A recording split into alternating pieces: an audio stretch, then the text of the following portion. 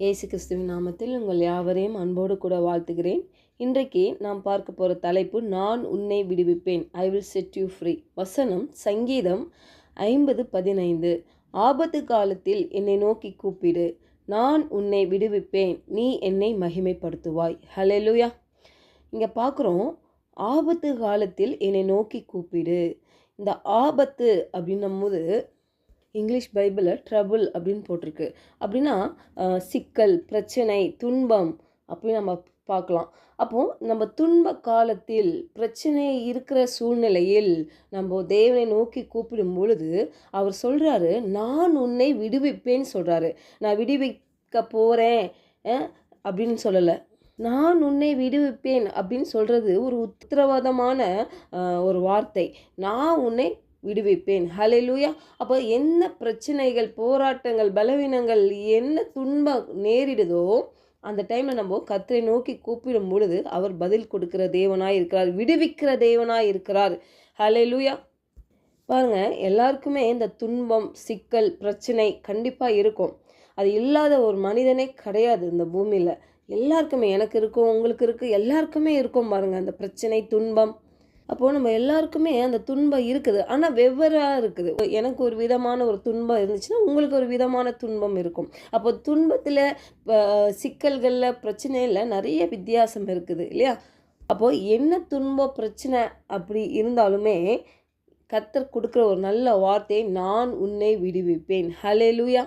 இந்த நாளில், கேட்டுக்கொண்டிருக்கிற இந்த நாளில் உங்களுக்கு ஒரு விடுதலை தேவன் கொண்டு வர போகிறார். ஹல்லேலூயா. பாருங்கள், அந்த துன்பம், அந்த சிக்கல், அந்த பிரச்சனை எவ்வளோ பெருசாக இருந்தாலும் பரவாயில்ல, அவர் உங்களை விடுவிக்க போகிறார். ஹல்லேலூயா. பாருங்கள், இந்த துன்பம், பிரச்சனை, போராட்டம், சிக்கல் இதெல்லாம் பார்த்தீங்கன்னா எதனால் வருகிறது அப்படின்னு பார்த்தா நம்மளால் தான் வருது. 99% பாருங்கள், நம்மளுடைய மதியீனம், முட்டாள்தனமான செயல்களில் தேவையில்லாத காரியங்கள் ஈடுபடுகிறதுனால, யோசிக்கிறதுனால, செயல்படுகிறதுனால, பேசுகிறதுனால, கோபத்தில் வார்த்தை விடுகிறதுனால இல்லை எவ்வளோ பிரச்சனைகள் நம்ம சந்தித்து கொண்டு இருக்கிறோம்.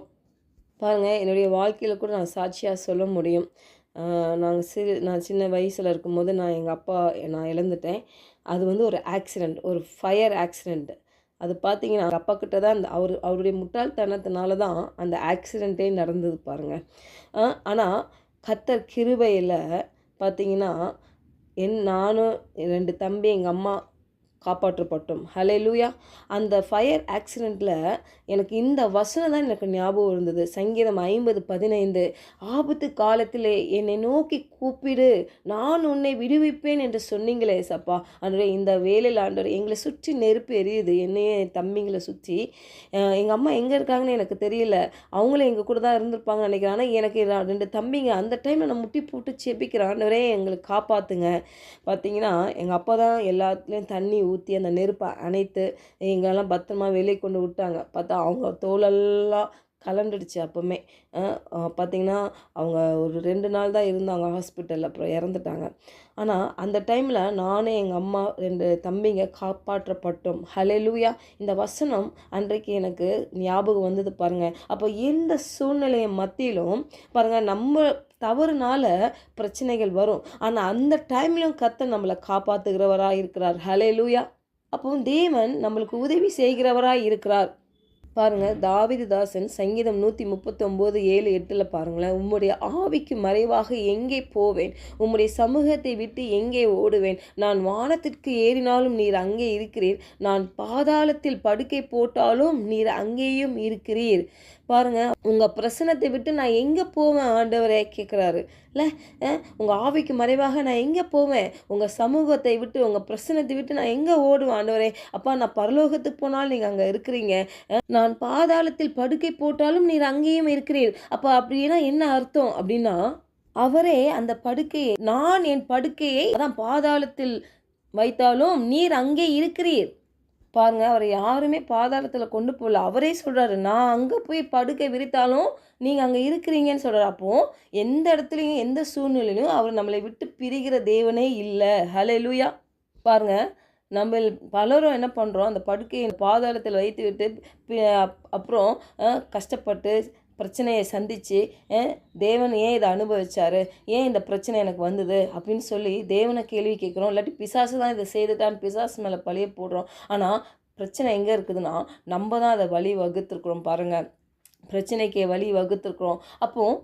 அப்போது என்ன பண்ணணும்னா கர்த்தர்கிட்ட சரண்டர் பண்ணிடணும். ஆண்டவரே, இந்த பிரச்சனை என்னால் தான்ப்பா வந்துச்சு, என்னை விட்டு கொடுக்குற ஆண்டவரே, என்னை மன்னிச்சிட்டு ஆண்டவரே, அப்பா இந்த பிரச்சனையில் எனக்கு ஒரு விடுதலை கொடுங்கன்னு சொல்லி மன தாழ்மையாக கேட்கும் பொழுது கர்த்தர் கண்டிப்பாக விடுவிக்கிறவராக இருக்கிறார்.